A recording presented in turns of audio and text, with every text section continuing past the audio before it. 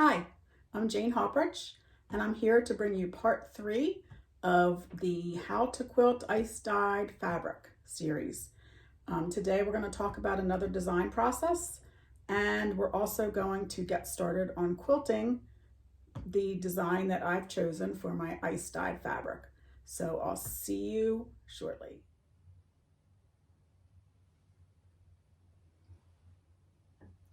Okay, so I wanted to share with you another way to design your quilting on your ice dyed fabric. Some people might not be comfortable designing their own design, and I realize that. But I have a friend who is a handy quilter ambassador in South Africa. Her name is Talene Jeffrey, and she has developed these quilting designs. Let's see if you can see that. There's one, and here's one that I used recently. So everything is there that you need. You can get it in a PDF version that you can print out and make as large or as small as you want. You can get it in a hard copy version, and you can get it also if you have digitized quilting. You can get it such as like if you have a pro stitcher, you can get a design to stitch out on that too. So you can, when you get the pattern, you get it with all the free motion filled in, but you also get it with just the bare bones, or even less than that. You get just the skeleton part of it, so that if you want to change things up, you can, and that's the beauty of this whole thing. So what I did was I got the PDF version, and I printed mine out. And then once I printed it out, I could transfer this onto my whole cloth. So, but I didn't do it on ice dyed fabric. I decided to do it on a whole cloth. So this is a whole cloth that I just recently have finished, and I hope that that's something that you consider doing too. Okay, so let's talk a little bit about the rulers that we're going to use when I actually sit down to quilt. I went through all my rulers that I had and found the ones that I thought that were going to work best for this project. And when I'm quilting on my stationary machine, I tend to like smaller rulers just because I feel like I can manage them easier. And again, that's a personal preference, but that just works for me. So I brought my little HQ mini ruler, one of my favorites. I have an oval that I'm going to be using from the oval set. Actually, I brought 2 ovals to use. And an arc from one of the arc sets. I love my arc sets. I use them a lot.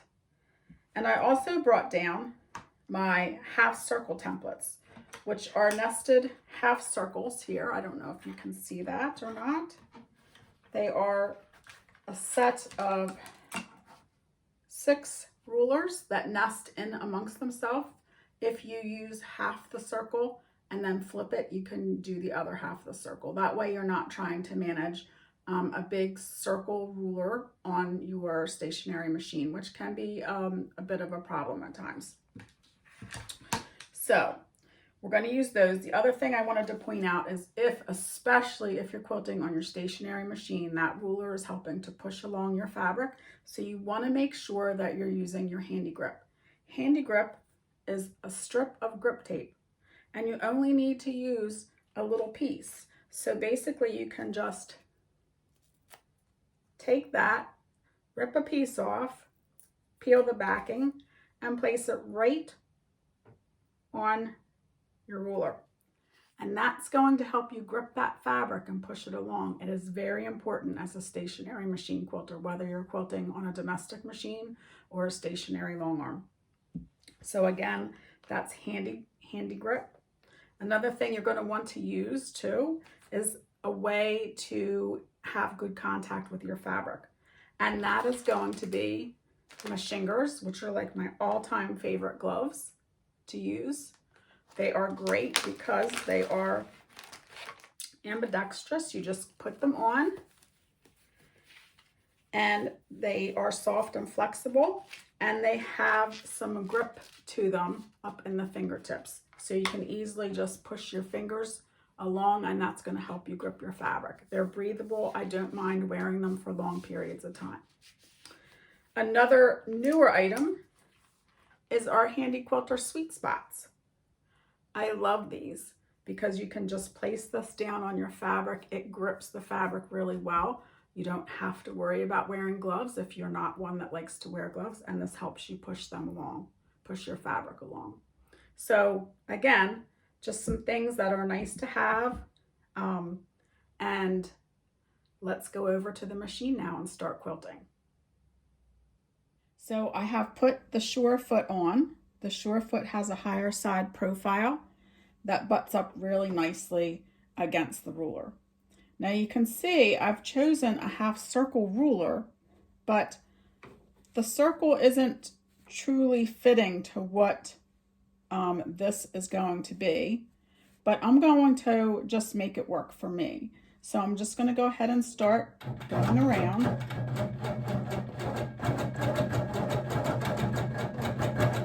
I'm going to stop, and I am going to clip those threads right there.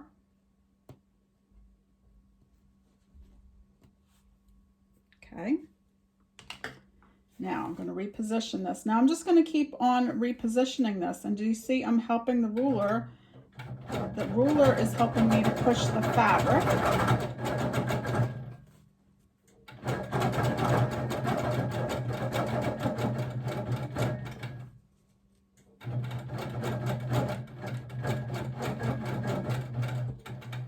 Now I'm going to flip the ruler around.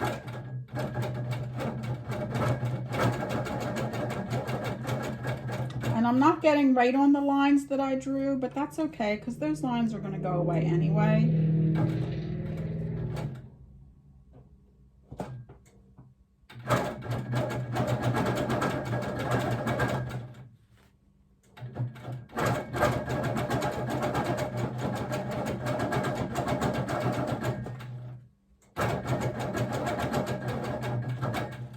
Okay, so then I got the first circle done. Now I'm going to go ahead and I'm going to get another ruler and I'm going to work on the next circle. And then we're going to go and we're going to do some other quilting. So I'm going to go ahead and get my other ruler and I'll meet you back with stitching out this next big circle. Okay, so I'm ready to start on the next, the larger circle. And again, this ruler is a little bit bigger than what, or a little bit off from what the circle is, or I'm sure it's the circle is off from what the rulers are. But I'm going to go ahead and go with it. And I'm just going to manipulate the ruler to make it work for me. So I'm going to use both hands, pressing down on the ruler to help me guide the machine along. And again, I'm in precision mode, so it's not going to go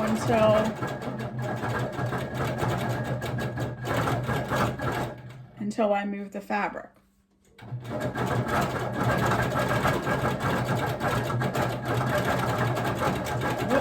went away from the ruler a little bit there. Did you see that? I got a little wobble there. That's okay. We can fix that later. I can do some faux work to make up for that.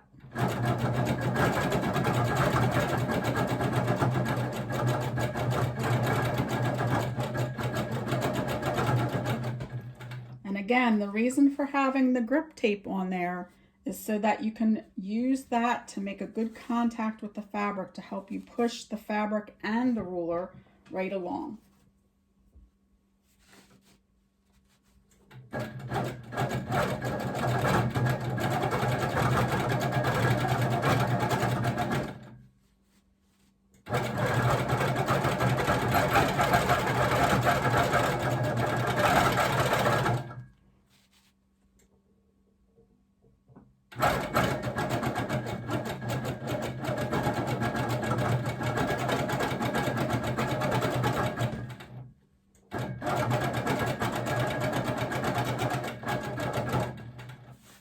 there you go, and finish that circle now.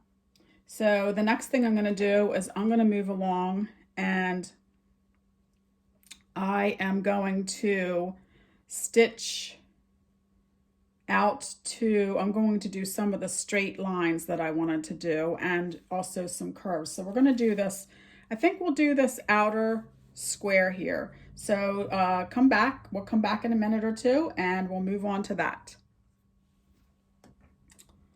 Okay, so I've done a little bit so far, but I want to show you how I am going to go about this.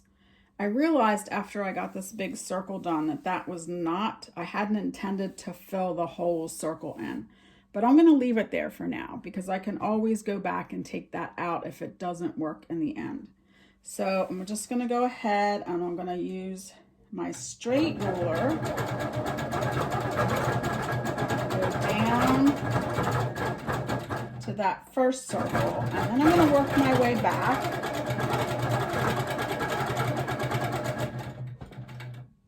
I'm always stopping in my needle down position. Then I'm going to work my way around this diamond shape that I've drawn on there.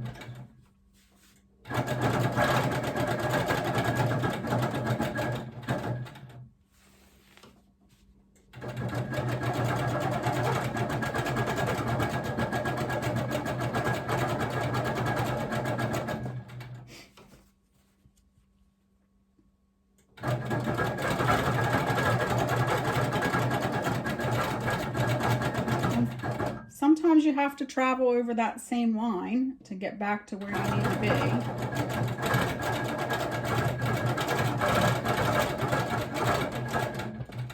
be. Okay, so you're there. I'm going to switch out rulers and I'm going to use one of my ovals to do this curved line right here.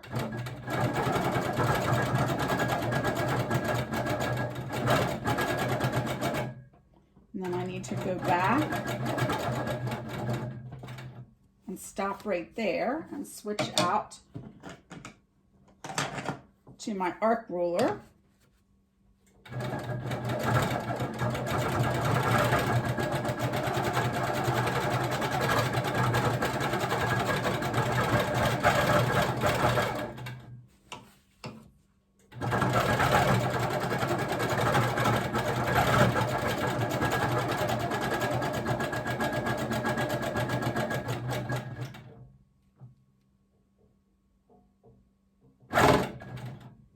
Okay, and then we're going to go ahead with our oval ruler again.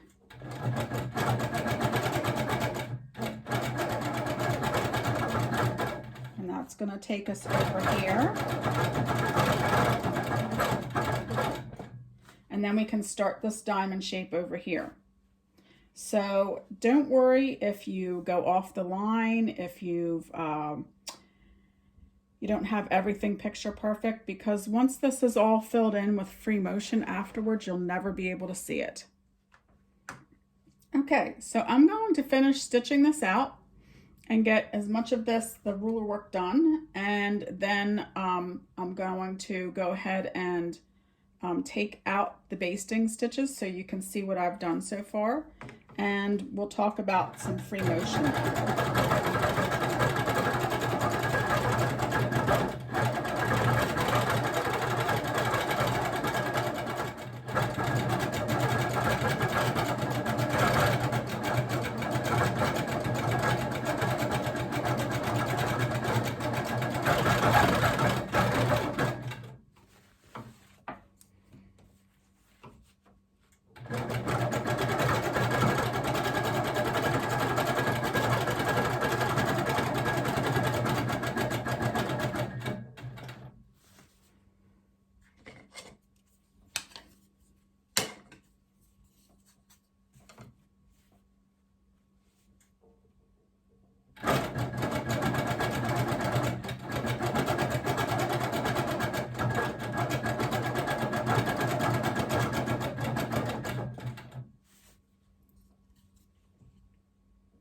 Okay, so the ruler work is done.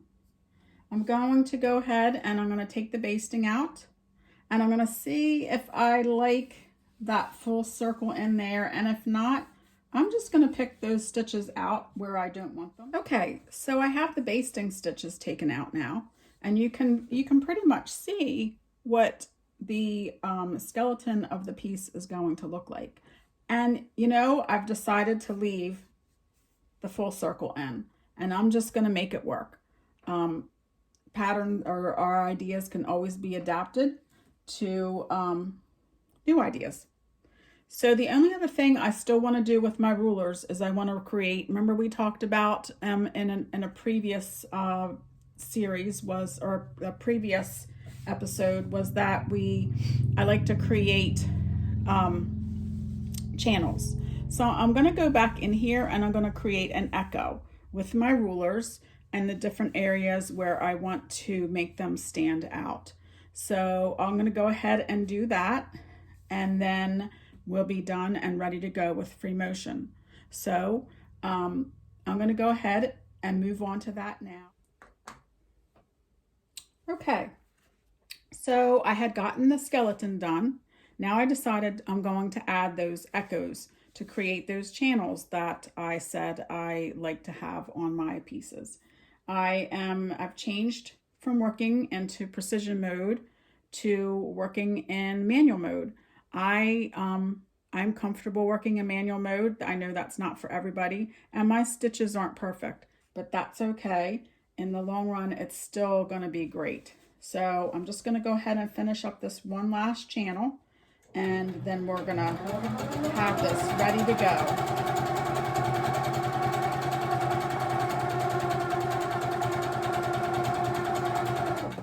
And again, I'm using the ruler to help push the fabric along. That's basically all that's pushing that fabric.